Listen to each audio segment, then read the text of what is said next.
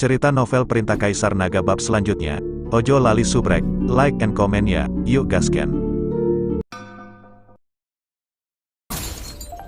Bab 3771-3773. Lebih dari selusin orang suci berdiri di kedua sisi, dan Chen Ping memegang Lan Yingying di tengah.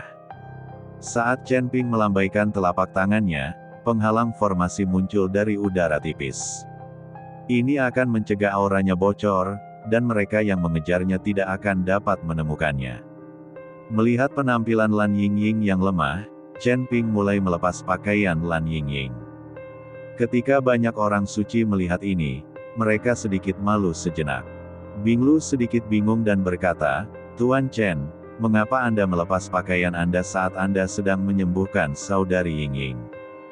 Bagaimanapun, Chen Ping adalah seorang laki-laki, jadi tidak pantas melepas pakaian Lan Yingying.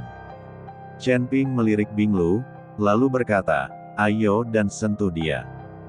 Binglu melangkah maju dengan rasa ingin tahu dan menyentuh Lan Yingying, dan dia langsung terpental.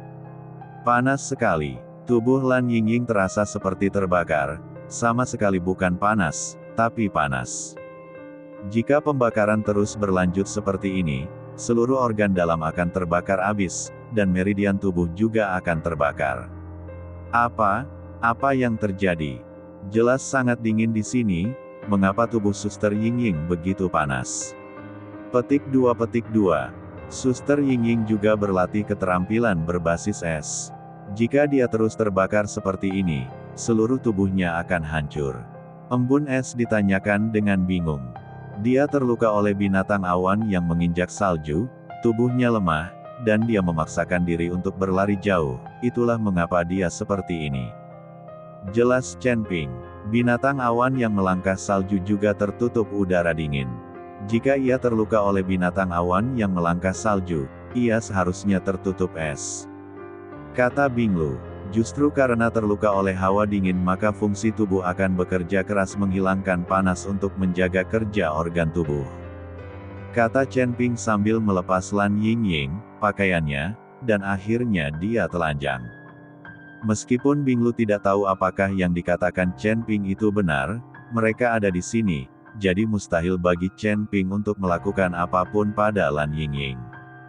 Chen Ping mulai merawat Lan Yingying meskipun ada kontak fisik, Chen Ping menghindari bagian penting. Saat ini, Mu Yao dan anak buahnya telah mengejar ke wilayah kutub. Setelah menggunakan kesadaran spiritualnya untuk menyelidiki, Mu Yao dengan cepat memimpin keluarga Mu dan mengejar ke depan. Belakangan, banyak orang dari sekte dan keluarga bangsawan datang ke daerah kutub, dan kemudian berubah menjadi aliran cahaya, mengalir ke berbagai arah. Meskipun Chen Ping sedang menyembuhkan Lan Yingying, dia juga mengamati pergerakan di daerah kutub. Ketika dia mengetahui bahwa banyak orang dari sekte dan keluarga bangsawan datang ke wilayah kutub, Chen Ping mengerutkan kening dalam-dalam. Dia tiba-tiba menyadari bahwa perjalanan ke daerah kutub ini tidak sesederhana yang dia kira. Selain menghadapi bahaya jijik sendiri, kita juga harus mewaspadai keluargamu. Namun kini orang-orang dari sekte lain dan keluarga bangsawan pun harus waspada. Ini terlalu sulit, namun ada keuntungannya jika lebih banyak orang, yaitu semakin banyak orang yang datang dari kutub maka akan semakin kacau. Jika Anda bisa memanfaatkan kekacauan tersebut dan mendapatkan apa yang Anda inginkan, itulah cara terbaik. Tampaknya dalam perjalanan kutub ini, kita tidak hanya perlu mengandalkan kekuatan, tetapi juga mengandalkan penilaian situasi yang baik, serta kemampuan analisis di tempat. Tidak mungkin bagi Chen Ping untuk mengikuti semua sekte dan keluarga bangsawan yang memasuki wilayah kutub untuk membalas dendam. Jika tidak, mereka tidak akan melakukan apa-apa. Yang perlu dilakukan adalah menang, mengagetkan, dan menekan. Saat menghadapi orang yang berbeda, diperlukan cara yang berbeda. Setelah perawatan Chen Ping, Lan Yingying perlahan bangun. Ketika dia melihat dirinya telanjang di depan Chen Ping, dan tangan Chen Ping menyentuh tubuhnya, Lan Yingying secara naluriah melambaikan telapak tangannya. Untungnya, Chen Ping sudah siap dan menghindarinya. "Sister Yingying, kamu baik-baik saja?" Binglu melihat ini dan buru-buru melangkah maju dan bertanya. Lan Yingying menarik napas dan menemukan bahwa itu jauh lebih lancar. Tidak ada masalah serius, jadi dia mengangguk dan berkata, tidak apa-apa. Orang ini. Petik 2. Saudari Yingying, Tuan Chen ada di sini untuk menyelamatkan Anda. Jika itu bukan karena dia, kamu pasti sudah berada di sana sejak lama. Dia sudah mati. Binglu dengan cepat menjelaskan. Setelah mendengar ini, Lan Yingying melirik Chen Ping dan perlahan mengenakan pakaiannya. Apakah kamu harus melepas pakaianmu untuk mengobati penyakit dan menyelamatkan orang? Lan Yingying bergumam. Chen Ping tidak menjelaskan, tetapi berkata dengan ringan, ayo pergi. Binglu mengikuti Lan Yingying dan menjelaskan, Saudari Yingying, tubuhmu terlalu panas sekarang. Aku hanya bisa melepas pakaianmu untuk menenangkan diri. Jika tidak, tubuhmu akankah itu terbakar habis. Saya dapat menjamin bahwa Tuan Chen tidak melakukan apapun terhadap Anda. Dia hanya membantu Anda menyembuhkan luka Anda. Begitu banyak dari kami yang menonton. Lan Yingying mendengarkan kata-kata Binglu dan merasa bahwa dia telah hanya saja itu agak terlalu ekstrim. Jadi dia berbisik kepada Chen Ping, terima kasih. Chen Ping mengabaikannya dan berjalan lurus ke depan. Sekelompok orang mengikuti Chen Ping menuju kedalaman wilayah kutub. Beberapa kelompok orang lewat di depan mereka, sehingga Chen Ping dan yang lainnya harus mempercepat dan mencari sumber daya yang tersedia di wilayah kutub. Chen Ping berjalan sangat cepat, dan Binglu serta yang lainnya hanya bisa bergantian mendukung Lan Yingying untuk mengimbanginya dengan cepat. Sepanjang perjalanan, kesadaran Chen Ping selalu dalam keadaan tegang. Selama ada bahaya di dekatnya, Chen Ping akan segera mengetahuinya. Sampai langit menjadi gelap, Chen Ping dan yang lainnya tidak menemui bahaya apapun, apalagi siapapun. Melihat tubuh Lan Yingying tidak dapat menahannya, Chen Ping berkata, ayo istirahat di sini malam ini. Binglu mengangguk dan segera mengatur agar orang suci itu berjaga di sekeliling. Lan Yingying duduk di tanah, terengah-engah. Wilayah kutub ini tidak terlihat seperti tempat jatuhnya makhluk abadi. Saya tidak merasakan sedikit pun keabadian. Petik 2. Chen Ping melihat sekeliling, merasa sedikit bingung di dalam hatinya. Jika ini adalah tempat jatuhnya makhluk abadi, maka pasti akan ada energi abadi di sini, dan senjata yang digunakan oleh makhluk abadi serta berbagai senjata ajaib yang dikenakan di tubuh mereka pasti akan tertinggal lagi. Kalau begitu, energi peri di sini seharusnya lebih kuat daripada tempat lain. Tapi sekarang Chen Ping bahkan tidak menyadari jejak keabadian. Hal ini membuat Chen Ping sedikit bingung, apakah wilayah kutub ini adalah tempat jatuhnya makhluk abadi, atau ini hanya kebohongan belaka. Ini bukan tempat di mana makhluk abadi jatuh. Pada saat ini, Raja Iblis Ciyun berbicara. Sebagai Raja Iblis yang berbicara seperti ini, itu berarti ini jelas bukan tempat di mana makhluk abadi jatuh.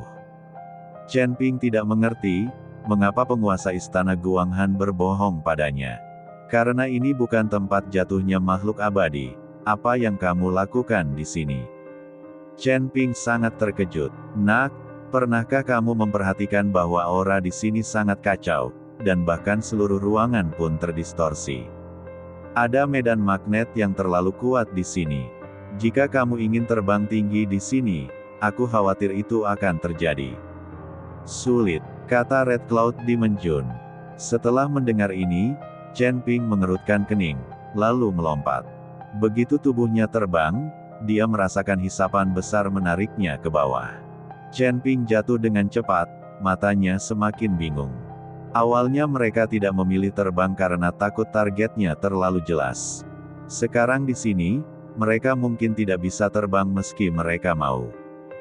Binglu, teriak Chen Ping ke arah Binglu. Dia ingin bertanya pada Binglu apakah dia tidak tahu tentang hal-hal kutub. Tuan Chen. Binglu buru-buru berjalan ke arah Chen Ping. Izinkan saya bertanya, apakah tiang ini tempat jatuhnya makhluk abadi? Chen Ping bertanya pada Embun Es.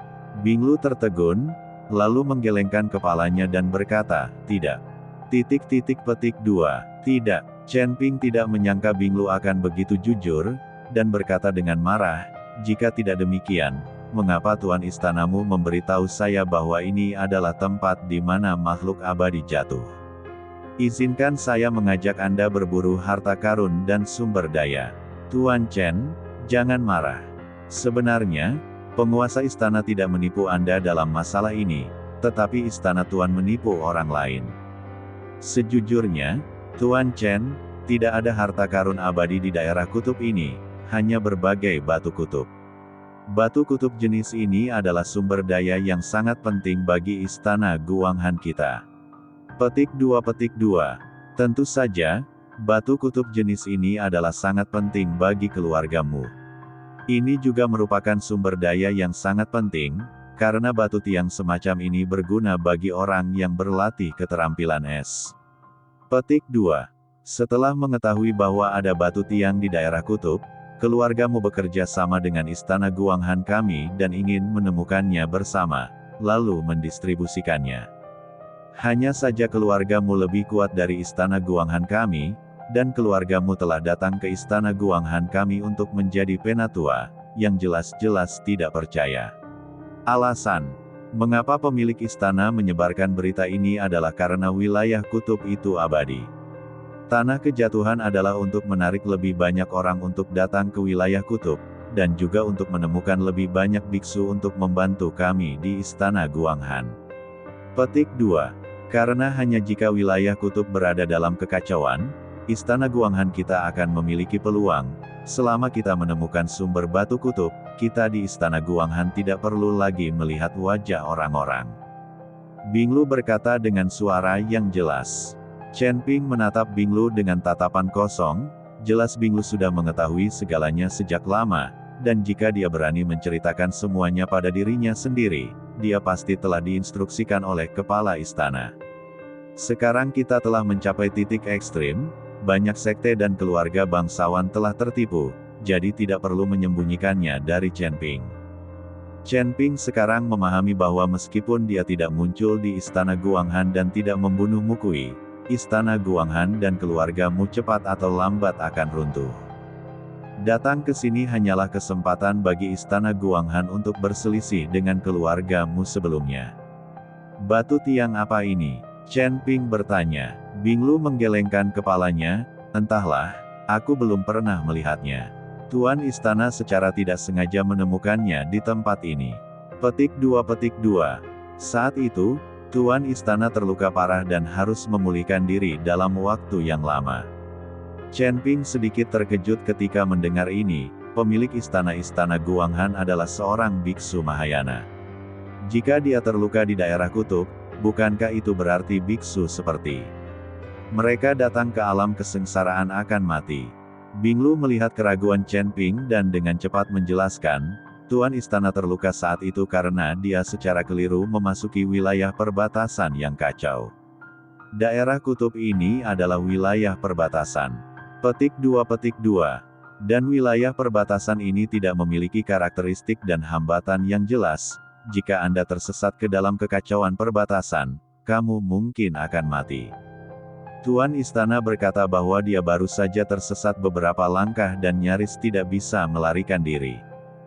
Dengan pernyataan ini, Chen Ping akhirnya mengerti bahwa kekacauan perbatasan di tempat ini, bahkan makhluk abadi yang kuat masuk, tapi tidak ada tulang yang tersisa. Tidak banyak yang bisa dikatakan tentang alam Mahayana dari kepala istana. Pergi dan istirahat. Kita akan melanjutkan perjalanan kita besok. Petik 2. Chen Ping menyuruh Binglu pergi. Namun Chen Ping sendiri mengalami kebingungan, dia tidak tahu di mana letak batu tiang itu, dan dia tidak memiliki peta.